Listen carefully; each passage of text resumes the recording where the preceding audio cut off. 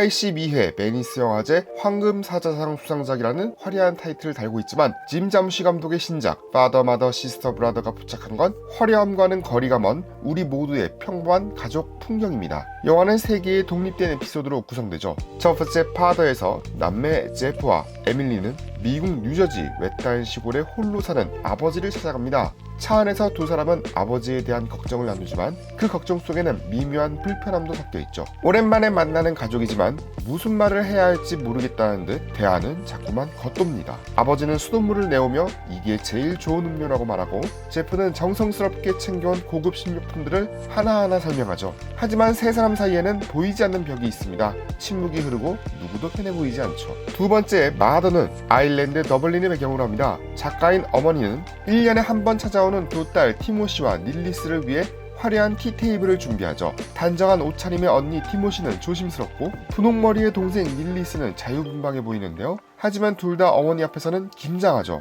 완벽하게 세팅된 테이블, 고급 케이크와 티 세트, 그리고 정제된 대화, 모든 게 잘 준비되어 있지만 정작 중요한 건 준비되지 않은 것 같죠. 세 번째 시스터 브라더에서는 쌍둥이 남매 스카이와 빌리가 파리의 부모집을 찾습니다. 이들은 최근 사고로 부모를 잃었는데요. 텅 빈 아파트를 거닐며 둘은 옛사진을 보고 추억을 나누고 부모가 남긴 흔적들을 하나씩 발견합니다. 앞선 두 에피소드와 달리 이 남매는 서로에게 편안해 보이죠. 대화가 자연스럽고 침묵도 불편하지 않는데요. 하지만 그들이 깨닫는 건 가까이 있던 부모에 대해서도 모르는 게 너무 많다는 사실입니다.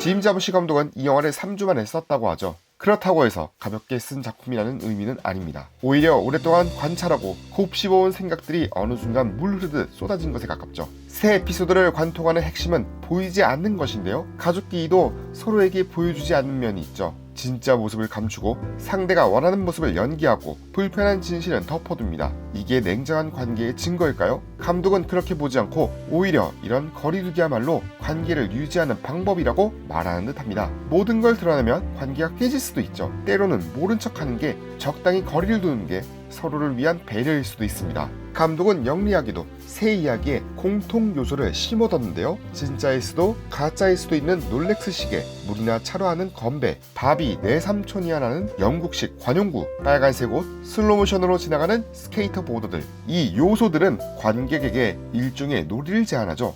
아, 여기서도 나오네 싶은 순간마다 우리는 이 세 가족이 결국 같은 감정을 공유하고 있음을 깨닫습니다. 감독은 스케이트보더에 대해 이야기에 폐쇄된 세계 밖으로 우리를 데려가는 존재라고 설명했는데요. 규칙에 얽매이지 않고 자유롭게 거리를 누비는 그들은 가족이라는 틀에 갇힌 인물들과 대비됩니다. 빨간색은 더 직접적인 상징인데요. 혈연을 의미하는 색깔이지만 여기선 따뜻한 가족애보다는 부정할 수 없는 연결을 나타냅니다. 첫 번째 에피소드에서는 남매는 붉은 니트를 입고 아버지는 후드티에 붉은색 포인트가 있죠. 두 번째에서는 세 모녀가 모두 빨간 옷을 입고 나타나 어머니가 민망하다라고 말합니다.